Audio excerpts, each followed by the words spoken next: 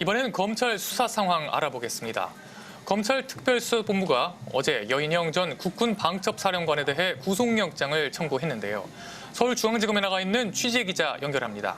구민지 기자, 구속영장엔 어떤 내용이 있나요?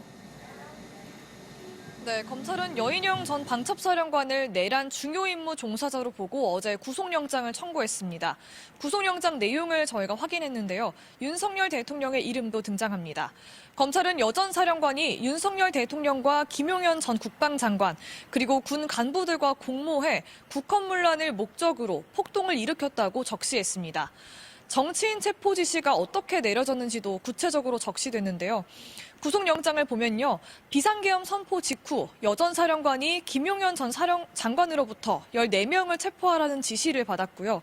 그 길로 부하에게 수도방위 사령부 B1 벙커가 구금 가능한 시설인지 확인하라고 지시했습니다. 또 다른 부하에게는 체포 명단을 불러주며 이들을 신속히 체포해 수도방위 사령부 구금 시설로 이동시키라고 지시했습니다. 그러다 국회 비상계엄 해제안 가결이 임박해오자 우원식 국회의장과 이재명 민주당 대표, 한동훈 국민의힘 대표 이렇게 3명을 최우선적으로 체포하라고 지시했습니다. 국회 비상계엄 해제를 막으려 한 정황이 뚜렷해진 겁니다. 중앙선거관리위원회에 보낸 병력들에게는 전산 자료를 확보하라고 지시했는데요. 네, 그 당시 이제 사령관의 지시는 이제 복사가 어려우면 서버 자체를 떼어오라고 지시한 내용도 영장에 적시됐습니다. 네, 여 전 사령관에 대한 구속 심사는 오늘 오후에 있는 거죠? 네, 오늘 오후 3시 반 중앙지역 군사법원에서 열립니다. 여 전 사령관은 검찰의 구속영장 청구 직후에 입장문을 발표했는데요. 군인으로서 명령을 따랐지만 결과에 대한 책임을 엄중하게 받아들인다.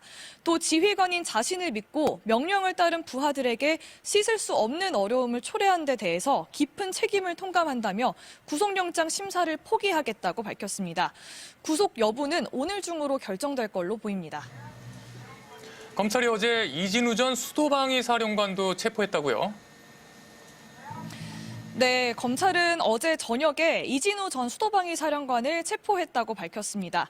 이 전 사령관이 정당한 사유 없이 검찰 조사에 응하지 않아 체포영장이 발부된 걸로 보입니다. 증거를 인멸하거나 도주할 우려가 있다는 판단입니다. 이 전 사령관은 여인영 전 방첩사령관, 또 곽종근 전 특수전 사령관과 함께 군 장병을 지휘한 이른바 핵심 3인방으로 꼽힙니다.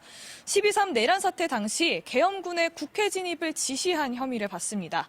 이 전 사령관은 앞서 계엄 선포 직후 윤석열 대통령이 전화를 걸어와 거기 상황이 어떠냐고 물었다는 사실도 밝힌 바 있습니다.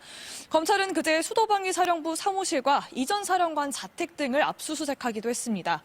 검찰이 이렇게 김용현 전 국방장관과 여인영 전 방첩사령관에 이어서 이진우 전 사령관까지 비상계엄 사태 핵심 인물들의 신병 확보에 나서고 있는데요.